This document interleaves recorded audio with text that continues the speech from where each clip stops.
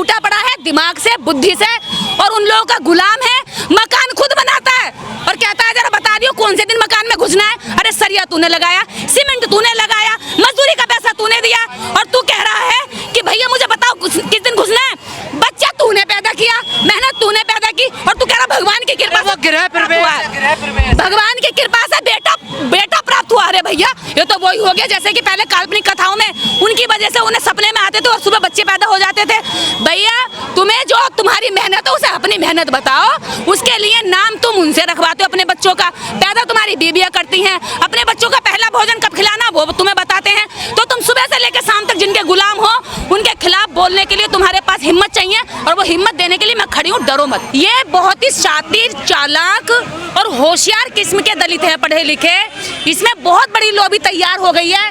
जब इन पर डंडा पड़ता है तो ये दलित बन जाते हैं, जब इन पर डंडा नहीं पड़ता है तो ये मोटी मलाई चाटते हैं और चुप पड़ करके बस अपने मेकअप पे ध्यान रखते हैं, अपनी ब्रांड के कपड़ों पे ध्यान रखते हैं, अपनी गाड़ी पे ध्यान रखते हैं, और अपने बच्चों की पढ़ाई कहाँ करानी है इसकी लिस्ट बनाते हैं। एक क्या रात को खाना है इसकी लिस्ट बनाते हैं। टीवी बीबी में बिजी हैं सर। टीवी बीबी तो और छोड़िए, इससे भी ऊपर के शौक रखते हैं जी। जिनको खाने के निवाले नहीं थे आज वो औरों को खाना खिलाते हैं, दिखावा करते हैं, पार्टियां करते हैं, ढोंगी कहीं के।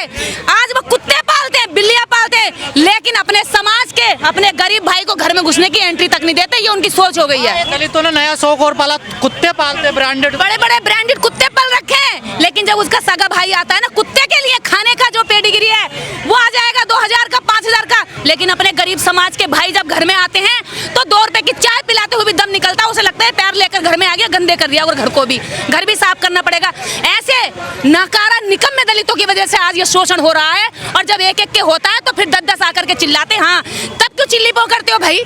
जब तुम पर हो रहा होता है तो तुम कहते हो कि मेरे ऊपर शोषण हो गया, मैं एससी हूँ, मैं दलित हूँ, मैं अम्बेडकरवादी हूँ। लेकिन जब ये शोषण नहीं होता है तो भैया मैं बहुत बड़ा मनुवादी हूँ, मैं घंटे में टन घंटा बजाऊंगा, मैं त्योहार मनाऊंगा। समय को पहचानते हैं ना सब। डॉक्टर रीते रतनलाल पढ़ा। देखिए समय को पहचानने वाले ये मौका परस्त जो लोग हैं, ऐसा नहीं है। ये तो उस कदर कुत्ते छित्ते के इन्हीं के सामने जातियों की गाली दी जाती है और ये मुंह बना के बैठे रहते हैं, कहीं हम बोलेंगे तो पता चल जाएगा कि मैं यही हूँ, क्योंकि वो छुप के रहते हैं और गालियां खाते रहते हैं। अपने ही सामने उन्होंने स्वाभिमान, अपना जमीर गिरा दिया है।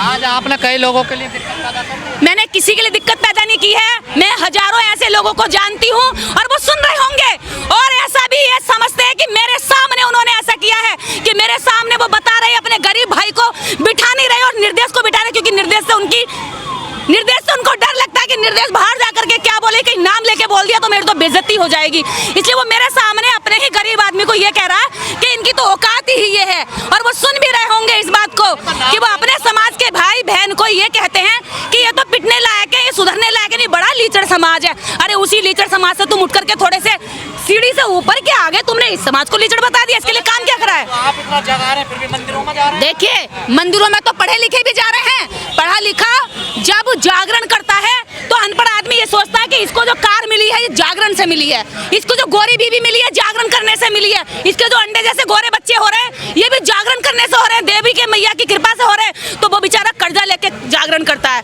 वो बेचारा अपने घर का जो अनाज होता है 2-4 बोरी खाने का वो भी बेच देता है।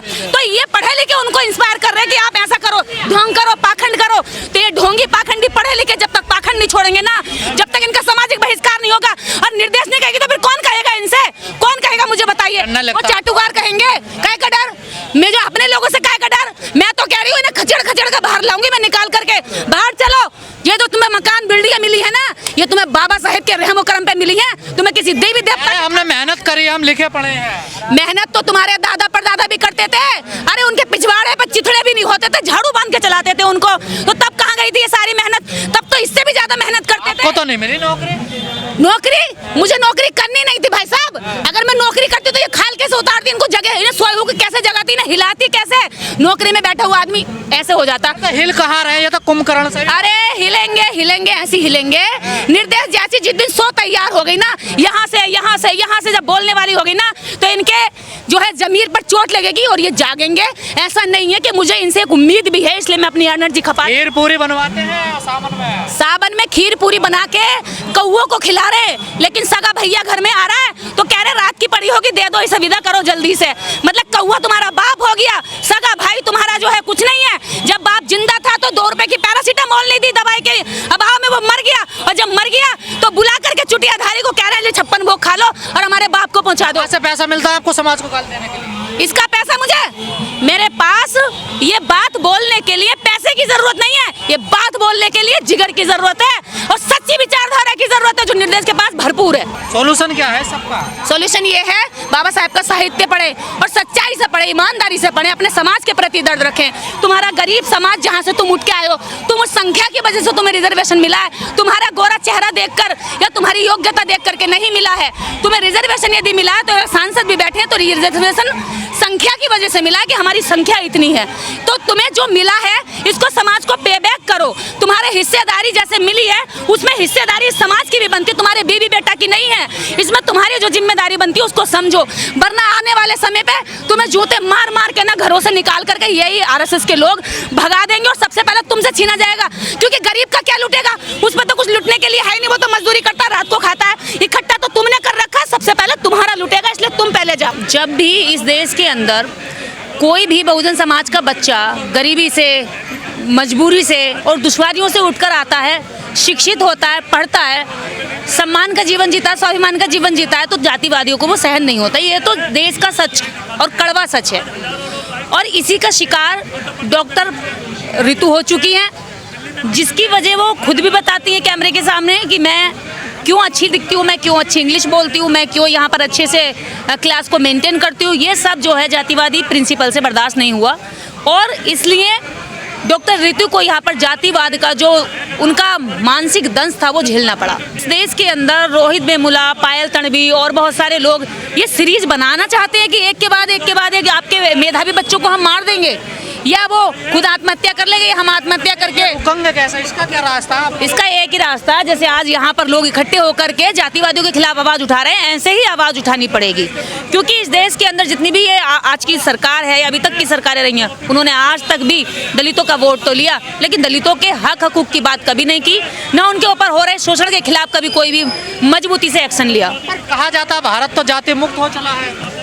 जाति मुक्त हो चला है तो फिर यहाँ जातिवाद का शिकार डॉक्टर ऋतु क्यों बैठी है? आज लगभग 8 दिन हो गए हैं यहाँ अपना घर छोड़ करके खुले आसमान के नीचे इन सड़कों पर। क्या कभी आपने अपर कास्ट की लड़की सड़कों पर इस तरह आंदोलन करती हुई देखी है? क्या कभी देखी है? क्या मच्छर मक्खी में देती है? वो सवर्ण क्लास नहीं है, वो भी ओबीसी शूद्र है। यहाँ पर ना शूद्रों की कदर है ना यहाँ पर दलितों की कदर है, ठीक है। वो लड़कियां भी शूद्रों की थी और उनको किस किस तरह के बयान दिए गए, किस किस तरह की बातें कही गई, आपको पता ही है, हमें हमसे किसी से छुपी हुई नहीं है। स्कूलों में कहाँ जातिवाद होता है? वो तो शिक्षा का सबसे ज्यादा सब टीचर माता पिता आपको पता नहीं है। अभी तृप्ता त्यागी का आपने एक वीडियो सुना होगा, वो एक बच्चे को दूसरे बच्चे से पिटवा रही है, कहती हो कि मुस्लिम बच्चों की एजुकेशन खराब होनी चाहिए, इनकी माएँ बहुत गंदी रहती हैं। तो वो तो खुद टीचर का वीडियो आप लोगों ने देखा है, पूरे देश भर में देखा, पूरी दुनिया भर में देखा, और आपको कितने सबूत चाहिए? देखिए देश में है क्या, जातिवाद करेंगे लेकिन जातिवाद बोलेंगे नहीं, जातिवाद में दूसरों को अपमानित जरूर करेंगे, लेकिन जैसे वो कहेगा अपमान हो गया तो फिर हम उसको जो है दबाने की कोशिश करेंगे। भारत के अंदर ही चल रहा है। हर एक नागरिक न्याय पाने की उम्मीद में ही आंदोलन करता है और आंदोलन का एक रास्ता खुला हुआ है। जब उसके साथ न्याय ना हो तो वो आंदोलन के लिए इस तरह सड़कों पर आ सकता है। और ऐसे इस देश का नहीं, इस देश की एक ही जाति नहीं, यहाँ पर कई जातियों के लोग हैं जो आकर के डॉक्टर ऋतु को न्याय दिलाने के लिए खड़े हुए हैं। इसी विश्वविद्यालय में डॉक्टर रतन लाल हैं, वो भी आरोप लगा रहे हैं कि मेरा शोषण हो रहा, मेरा प्रमोशन रोक दिया गया है। इसमें क्या है? अभी उनके अलावा जितने भी लोगों से आप पूछेंगे ना, आप ऑफिसर से पूछिए, हर विभाग के ऑफिसर ये कहते हैं कि हम किस किस तरह से नौकरी कर रहे हैं, नौकरी कर नहीं रहे, नौकरी बचा रहे हैं। पूरा जोर इस बात पर लग रहा है कि नौकरी कैसे बचाए। और बीजेपी की गवर्नमेंट इतना प्रेशर दे रही है कि यहाँ पर मैक्सिमम ऑफिसर बीमार पड़ गए हैं, टेंशन में, फ्रस्ट्रेशन में। उनसे इतना काम करवाया जाता है, उनसे काम करवाया जाता है, जैसी पोस्टिंग की और पावर की बात आती है तो उसी समय सवर्ण अधिकारियों को और कर्मचारियों को वहाँ पे तैनात कर दिया जाता है। विश्वविद्यालय में तो कहा जाता है लगभग 2000 प्रोफेसर हैं दलितों के, तो वो तो नजर नहीं आ रहे। वो 2000 या तो चुपके डर के मारे हैं कि भैया हमारे ऊपर, या तो ये उन्हें लगता है कि हमें हमारा पता नहीं है किसी को कि हम दलित हैं, या दूसरा बात उन्हें ये लगता है कि अगर हम भी आवाज उठाएंगे तो कहीं ऐसा ना हो ये गाज हम पे भी गिर जाए। उनका शोषण नहीं हो रहा क्या? बिल्कुल हो रहा होगा, दबे पड़े होंगे, चुप पड़े होंगे, बताने से घबरा रहे होंगे,